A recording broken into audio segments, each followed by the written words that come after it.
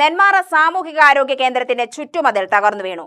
പോത്തുണ്ടി റോഡിനോട് ചേർന്നുള്ള ഏകദേശം 10 മീറ്റർ ഭാഗമാണ് കനത്ത മഴയെ തുടർന്ന് തകർന്നത്.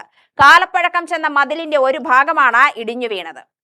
മതിൽ തകർന്നതോടെ ആശുപത്രിയിലേക്ക് എത്തുന്നവർക്കും റോഡിലൂടെ കടന്നുപോകുന്ന വാഹനയാത്രക്കാർക്കും കാൽനട യാത്രക്കാർക്കും ആശങ്ക ഉയർന്നിട്ടുണ്ട്. മതിലിന്റെ ബാക്കി ഭാഗവും ബലക്ഷയത്തിലായതിനാൽ പൂർണ്ണമായും അപകട ഭീഷണിയിലാണ്. മഴ ശക്തമായി തുടരുന്ന സാഹചര്യത്തിൽ ശേഷിക്കുന്ന ഭാഗവും തകർന്നു വീഴുവാനുള്ള സാധ്യതയുണ്ടെന്നാണ് നാട്ടുകാരുടെ ആശങ്ക. മതിലിന് സമീപം പ്രവർത്തിച്ചു വരുന്ന ചായക്കടയുടെ ഒരു ഭാഗവും മതിൽ തകർന്നതിനെ തുടർന്ന് ഭാഗികമായി തകർന്നു. മതിലിനോട് ചേർന്നുള്ള പ്രദേശത്ത് കാടുപിടിച്ച നിലയിലുമാണ്. ഇവിടം മാലിന്യങ്ങൾ നിറഞ്ഞുകിടക്കുന്നതും സ്ഥിതി കൂടുതൽ ഗുരുതരമാക്കുന്നു. ആശുപത്രി പരിസരത്ത് കാടുപിടിച്ച് മാലിന്യം കെട്ടിക്കിടക്കുന്നത് ആരോഗ്യ കേന്ദ്രത്തിന്റെ പരിസര ശുചിത്വത്തെയും ബാധിക്കുന്നുണ്ട്.